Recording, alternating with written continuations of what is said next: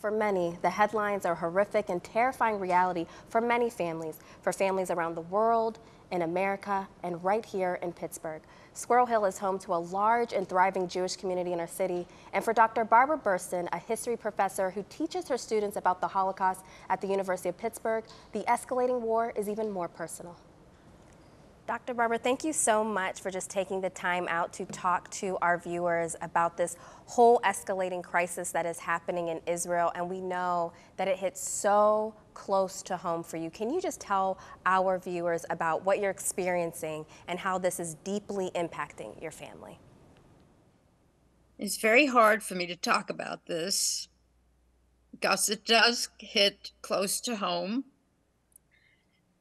But I need to talk about it because it's important for people to understand that what we are witnessing in Israel now is second only to the Holocaust.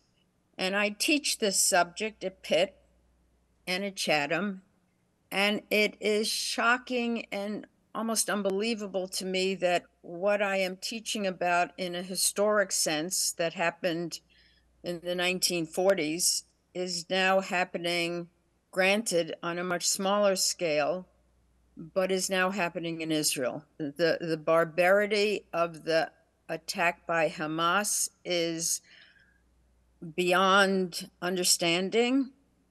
They are butchering men, women, and children, civilians, innocent people.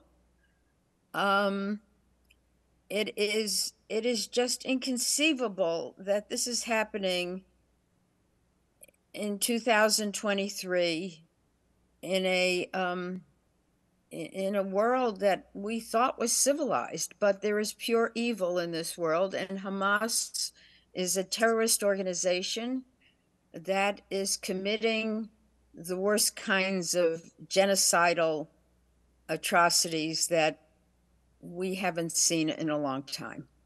And I'm personally affected because my grandson is a tank commander. He's 20 years old. And he is now on the border with Gaza, and God knows what's going to happen. And my daughter is in the north with my three other grandchildren, her children, and they heard sirens now in the north, which hopefully will not continue. So this is very personal to me, as well as something that I have taught about, and the level of hatred and barbaric. I mean, this is what barbarians used to do, or at least we thought they did. Maybe they did not act in this way, but Hamas is acting this way, and it's totally beyond comprehension.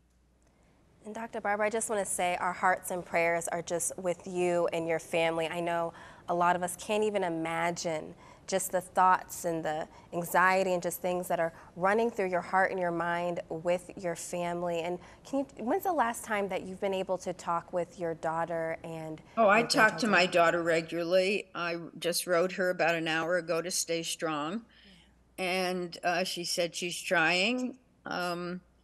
And I mean, this is terror. This is pure, unadulterated terror, and I feel for.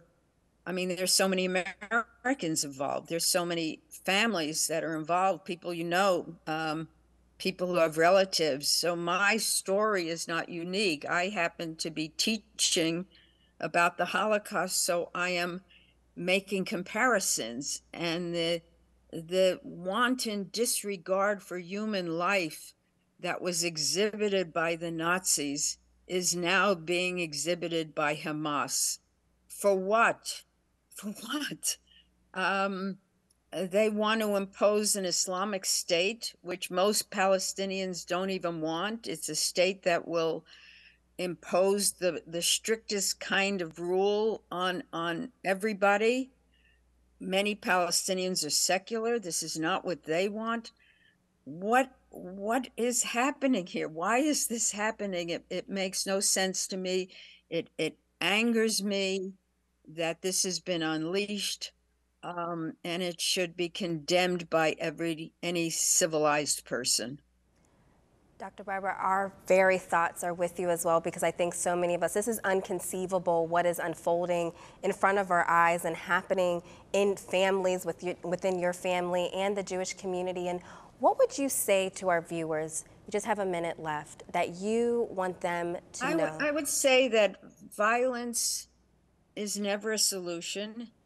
I would say that we have to protect democracies at home, which I feel our democracy is under threat, but we have to protect democracies overseas. Israel is the only democracy in the Middle East, just like we are defending Ukraine against this blatant invasion by Putin, who is evil personified.